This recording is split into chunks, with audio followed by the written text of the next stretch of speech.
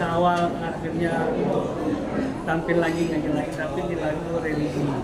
Saya kan lagunya dangdut, nah sekarang religi. Kenapa, Pak? Sebenarnya nggak cuma dangdut sih Mas ya, jadi saya tuh memang loncat-loncat genrenya. Kadang-kadang ketemu materi dangdut, ketemu materi selorong-selorong, ketemu pop-pop gitu ya. Jadi macam-macam sampai akhirnya sebenarnya semesta bersyukur ini tidak pernah ada dalam perencanaan saya sebetulnya ya. Jadi dimulai dari 14 Februari yang lalu itu saya terlibat ada 2 kajian besar ya, ada Majelis Taklim Aroya dan Majelis Taklim Asafa gitu ya di Jakarta Utara. Jadi pertama saya bikinin theme song untuk Majelis Taklim Aroya yang pertama. Kemudian kok bagus gitu. Nah, di lain kesempatan di kajian Asafa itu saya ketemu dengan seorang ustadz namanya Pak Ustadz Kang Deden dari Bandung. Beliau bercerita dalam kajian itu beliau juga menceritakan pengalamannya dekat dengan musisi jalanan, merangkul musisi jalanan. Kemudian beliau juga punya menciptakan lagu gitu ya, yang lagu-lagu religi gitu ya. Terus sehingga membuat saya berpikir itu, ini Ustadz aja istilahnya mau bermusik gitu, bernyanyi gitu. Artinya kan sebenarnya bermusik ini kita masih bisa berbuat baik dengan bermusik. Just ini adalah siar gitu kan. Saya yang selama ini memang sejak pandemi itu saya memang seperti mencari-cari jalan untuk siar gitu. Apa gitu kira-kira jalannya gitu ya. Jadi guru ngaji kayaknya udah mencoba kok kayaknya belum gitu kan, bukan di situ kayaknya gitu. Jadi ustazah juga kayaknya masih jauh banget ilmunya itu kan. Sehingga saya berpikir, oh jangan-jangan Allah itu ngasih saya jalan syiar itu ini mungkin gitu loh.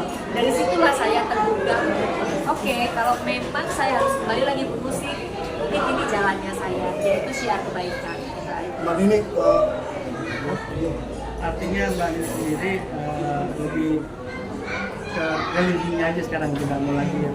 Iya, jadi religi itu kan bentuknya banyak ya Mas ya, artinya lagu-lagu dengan pesan religius gitu ya. Jadi bisa jadi dibungkus dengan lagu-lagu yang riang juga bisa gitu ya. Jadi mungkin nanti juga ada yang materi yang serius juga ada. Sebelumnya saya juga tahun berapa ya, 2014 rasanya itu pernah bikin religi dengan Mas Widi Darmawan sebagai penata musiknya ya. Waktu itu judulnya Muhammad Nabiku, Kekasih Tuhanku Muhammad Nabiku. Itu yang bikin Mas Jalis tadi dulu. Itu pencipta lagunya Gantengnya Pacarku gitu. Tapi memang dia lebih melo sih gitu ya. Nah yang ini nih saya merasa materinya tuh, saya merasa ini tuh apa ya, ringan gitu. Terus kemudian apa ya, karena isinya liriknya bagus banget dan judulnya Semesta Bersyukur itu udah kayaknya jatuh hati banget. Saya dari baca judulnya aja udah langsung jatuh hati gitu. Mbak Nini, kan Mbak Nini udah vakum 8 tahun Ya. nih. Apa yang membuat Mbak Nini ini kembali bernyanyi lagi? Apakah dari orang tua atau diri sendiri? Itu seperti apa? Iya, karena tadi itu terbuka oleh seorang ustadz gitu, yang mana beliau itu syiar sambil bersyair gitu ya. Dari situ saya terbuka untuk, berarti sebenarnya saya masih bisa bermusik ya, tapi dengan konsep yang lain gitu ya, itu syiar gitu. Nah, terus saya utarakan kepada suami saya, yang utama sekali itu suami saya. Dan ternyata beliau boleh, go for it katanya, bagus kok syiar gitu kan. Ya udah, akhirnya saya coba untuk mencipta lagu, terus kemudian penata musik, publisher, sampai ke situ gitu loh. Karena saya nggak nyangka ternyata hasilnya tuh kok seperti yang teman-teman lihat tadi ya. Secara musikalitas tuh saya merasa ini bener-bener kayaknya ditata serius sama penata musiknya gitu loh. Jadi kayaknya sayang aja gitu kalau nggak dipublis gitu. Jadi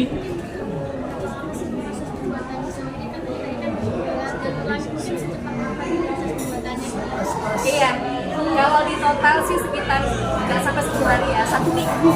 Kalau di total pengerjaannya dari mulai saya minta lagu itu jaraknya 2 hari, lirik itu jadi, kemudian lagunya deal, kemudian bikin musik itu cuma semalam. Kemudian saya rekaman, mixing besoknya itu saya harusnya udah syuting. Cuman karena saya sempat kena diare gitu ya, jadi nunggu 2 hari kemudian baru yang di puasa hari keberapa ya, hari Senin kalau nggak salah. Kan kita puasa hari Sabtu Minggu Senin saya syuting dari jam 3 sore sampai jam 5 sore. Kebetulan Mbak Fitri kemarin juga ada waktu saya syuting, nungguin, alhamdulillah subuhnya udah kelar dong video klip. Hari Selasanya langsung diunggah oleh Positive Art ke YouTube. Jalur Langit bukan, coba. Kalau bukan Allah yang berkehendak itu loh. Masya Allah, la haula wala quwata illa billah. Karena saya benar-benar sebelumnya tuh nggak ada perencanaan sama sekali, nggak pernah merencanakan sama sekali. Gitu.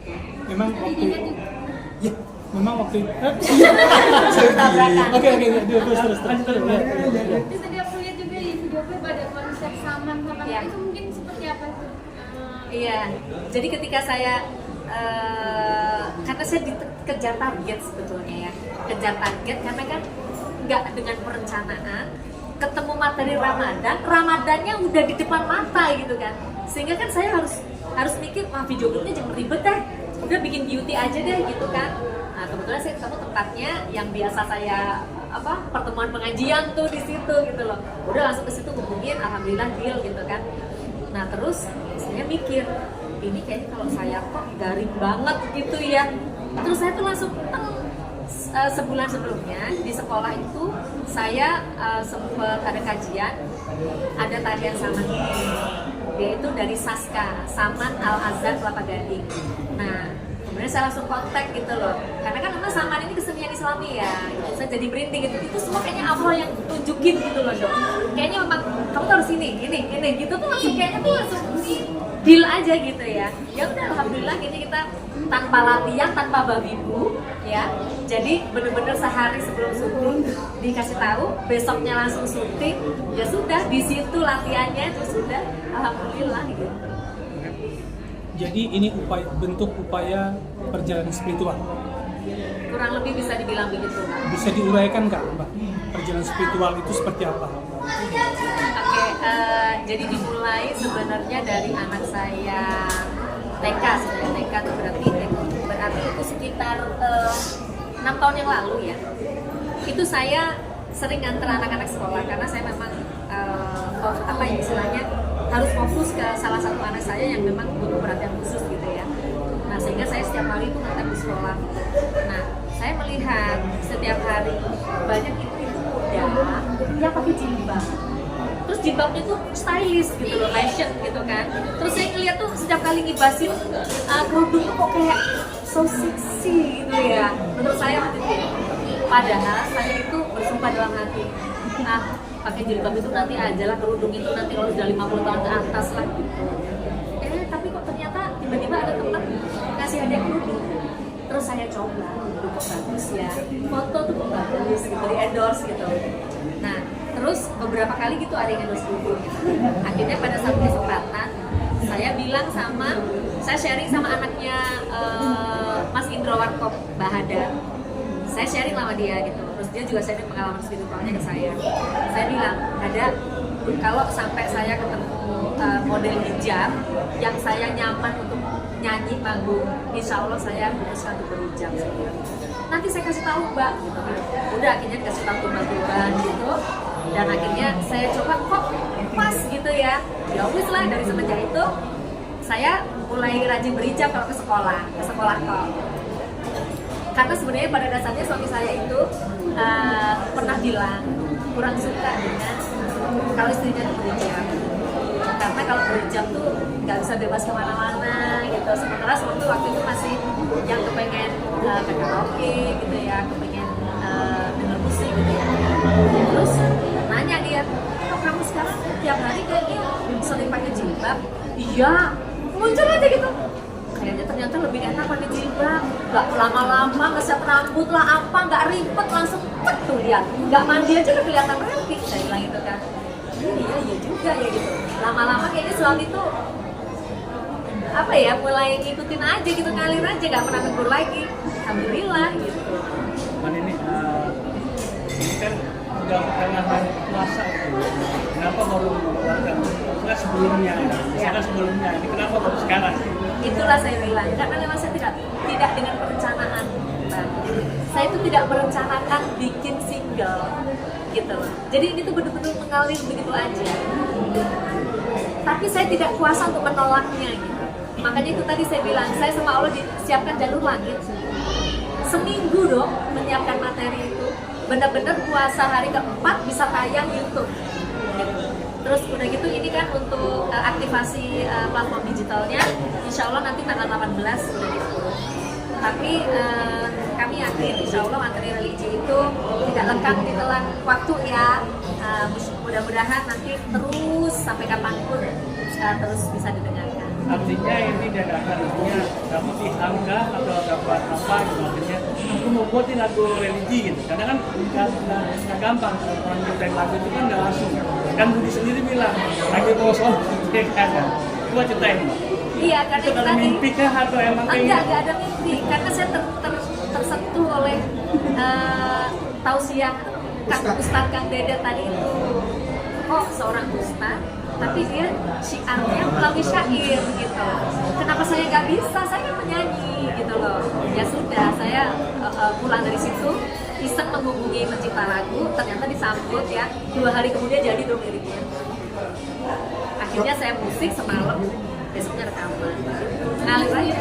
Mbak Fitri sendiri Suka gimana? gantung mic seperti apa sih, ada perbedaan biasa suka gantung mic terus konsultasi atau sharing-sharing sama Mbak Fitri. kan kayak ini kan udah lama nih gantung mic-nya, gimana yang seperti apa menurut Jadi sebenarnya jujur nih, ketika saya proses pembuatan itu saya nggak mau ngomong. Iya, saya nggak mau ngomong. Begitu sudah jadi, baru saya ngomong. Dok, Mbak punya materi religi, tolong carikan publisher. Ngomong dong. Langsung blank. Ya karena kan mungkin karena saya sekarang alhamdulillah qadarullah udah jarang di Indonesia. Jadi emang bolak-balik kan seperti itu. Jadi makanya secara proses itu aku kan tidak terlalu update. Giliran dikasih tahunya Dueng cari publisher dong, waduh langsung bingung. Makanya paling terdekat kan pasti saya menawarkan di publishing saya, di Nada Suara label saya. Tapi memang kebetulan karena tidak mengeluarkan kompilasi lagu religi di tahun ini, hanya mengeluarkan satu lagu religi yaitu milik Wali gitu. Dan wah, aku masih komplit lingkungan nih. Waduh. Selama ini kan Mbak Rini selalu support aku. Wah, saatnya sudah waktunya lah saya gantian memberikan jalan untuk kakak saya, ya kan? Pemilihannya ke positif art itu gimana itu? Enggak lah, belum lama,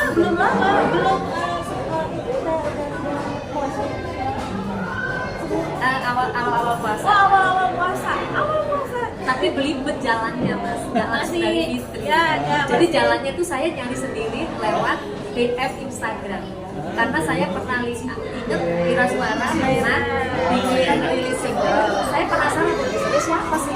Saya lihat positif art. Saya cari dong di IG positif art, tak DM. Mas, gitu kan. Lagian nanya sama adeknya. Kalau gitu lebih cepet. Ternyata Mincinnya lagi sakit, mimin positif art itu lagi sakit.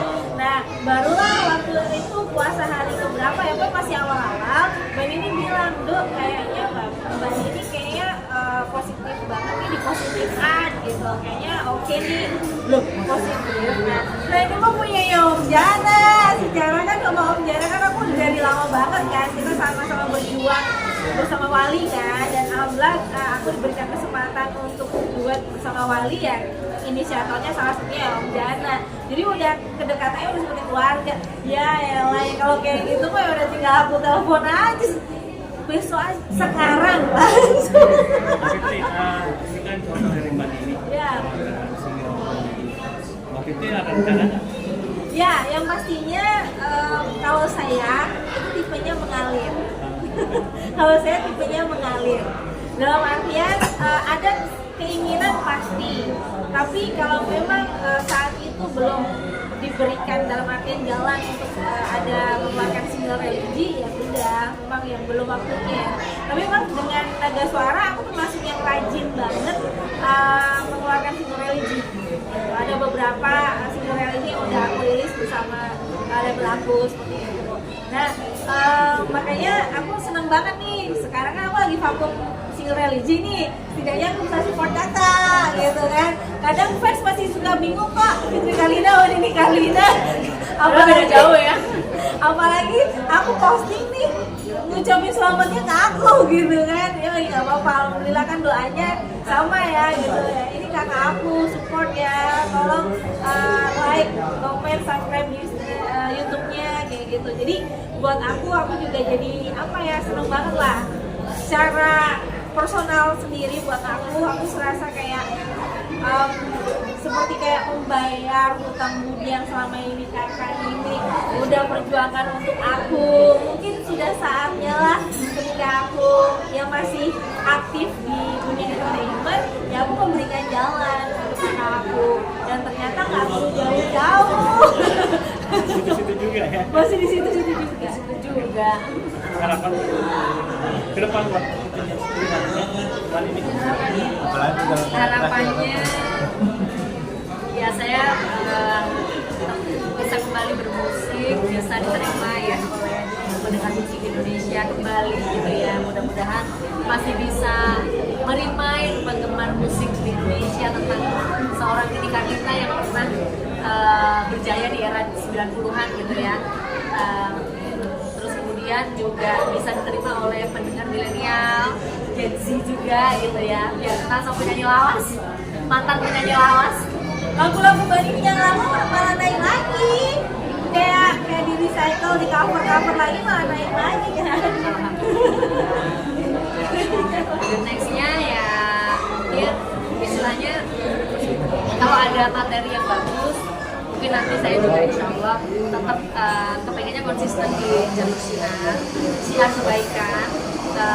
Dalam arti saya juga bisa mengukur diri bahwa ya ilmu saya sih, ilmu agama saya masih cantik banget gitu ya, tapi at least saya bisa menyuarakan kebaikan gitu ya, atau mungkin nanti bisa sharing bisa dari pengalaman pribadi saya mungkin ya dalam bentuk lagu gitu ya, yang mudah-mudahan bisa menginspirasi. Mbak Nini terakhir dong, Mbak Nini terakhir dong. Mbak Nini terakhir dong, tadi kan Mbak Nini bilang suami pinginnya Mbak Nini di rumah aja gitu. Nah, cara buat ngeyakinin suami buat ngizinin kan ini buat balik musik gimana sih? Allahu a'lam. Demi Allah mas, saya ke suami cuma bilang ya kayaknya ini ada lagu bagus, religi. Terus kemarin saya habis kajian, saya bilang ketemu sama ustadz. Terus ustadznya tuh syiarnya tuh diselingi dengan bersyair gitu. Jujurnya kali ya kalau aku kembali bermusik, tapi dengan konsep syiar boleh juga, kenapa enggak gitu. Seringan itu, padahal biasanya tuh pakai babu, bababa, begitu gitu. Subhanallah gitu. Dan beliau adalah orang yang paling support proyek saya ini ya. Apa ya, di sela kesibukannya meluangkan waktu untuk antar saya rekaman, untuk menemani saya syuting, padahal beliau tuh sibuk banget gitu. Terus kayak hari ini beliau menyempatkan untuk prepare segala macam agar saya bisa silaturahmi dengan teman-teman. Ini barusan beliau udah pamit mau rapat, jadi mohon izin, beliau sudah meninggalkan tempat gitu. Itu pun beliau juga wanti-wanti, kamu beneran gak apa-apa aku tinggal.